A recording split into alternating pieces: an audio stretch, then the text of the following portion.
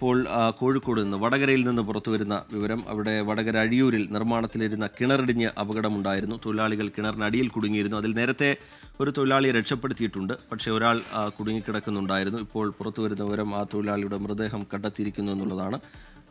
അഭിജിത്ത് മുഴക്കുന്ന് വിവരങ്ങളുമായി ചേരുന്നുണ്ട് കോഴിക്കോട്ട് നിന്ന്. അഭിജിത്ത്, വിശദാംശങ്ങൾ എന്താണ് അഭിജിത്ത്? ഇന്ന് ഏതാണ്ട് ഉച്ചയ്ക്ക് 1 മണിയോടടുപ്പിച്ചാണ് അഴിയൂരിൽ കിണർ നിർമ്മാണത്തിനിടെ ഈ അപകടമുണ്ടായത്. തൊഴിലാളികൾ ഈ കിണറുമായി ബന്ധപ്പെട്ട വഴിയിലായിരുന്നു. അതിനിടയിൽ കിണർ തകർന്ന് ഇവരുടെ ശരീരത്തിലേക്ക് പതിക്കുകയായിരുന്നു. തുടർന്ന് വലിയ രക്ഷാപ്രവർത്തനം നാട്ടുകാരുൾപ്പെടെ ചേർന്ന് നടത്തി.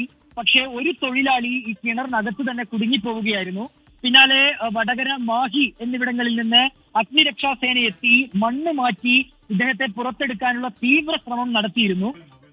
കരിയാട് പടന്നക്കര മുക്കാളിക്കൽ സ്വദേശിയായ രതീഷാണ് ഈ കിണറ്റിൽ അകപ്പെട്ടിരുന്നത്. പക്ഷേ നിർഭാഗ്യവശാൽ അദ്ദേഹത്തിന്റെ ജീവൻ രക്ഷിക്കാൻ കഴിഞ്ഞില്ല. അല്പസമയം മുൻപാണ് ഇദ്ദേഹത്തിന്റെ മൃതദേഹം പുറത്തെടുത്തത്.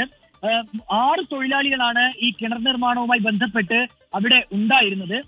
വലിയ മഴ ഈ പ്രദേശത്തുണ്ടായിരുന്നു. കഴിഞ്ഞ ദിവസം തന്നെ ജില്ലയിൽ അതിതീവ്ര മഴയുടെ മുന്നറിയിപ്പ് നിലനിൽക്കുന്ന സാഹചര്യത്തിൽ നിർമ്മാണ പ്രവർത്തനങ്ങളിൽ ഏർപ്പെടരുത് എന്നുള്ളൊരു മുന്നറിയിപ്പ് ജില്ലാ ഭരണകൂടത്തിന്റെ ഭാഗമായി ഉണ്ടായിരുന്നു.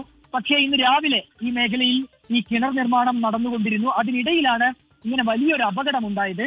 ഏതായാലും 6 തൊഴിലാളികൾ ഉണ്ടായിരുന്നു. അതിൽ 5 പേർക്ക് വലിയ പ്രശ്നങ്ങളൊന്നും പറ്റിയില്ല. പക്ഷേ രതീഷ് എന്ന യുവാവിനാണ് ഇപ്പോൾ ഈ ഒരു അപകടം സംഭവിച്ചിട്ടുള്ളത്. അയാളുടെ ജീവൻ രക്ഷിക്കാനുള്ള വലിയ ശ്രമം നടന്നിരുന്നു. പക്ഷേ ജീവൻ രക്ഷിക്കാൻ കഴിഞ്ഞില്ല എന്നുള്ളതാണ് ഏറ്റവും ദുഃഖകരമായ കാര്യം. ടി.കെ.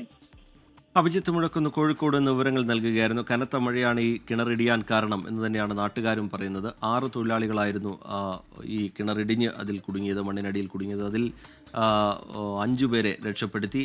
പിന്നീടുള്ള ഒരാളുടെ മൃതദേഹമാണ് ഇപ്പോൾ ലഭിച്ചിരിക്കുന്നത്. അഭിജിത്ത് മുഴക്കുന്ന് വിശദാംശങ്ങൾ പങ്കുവയ്ക്കുകയായിരുന്നു.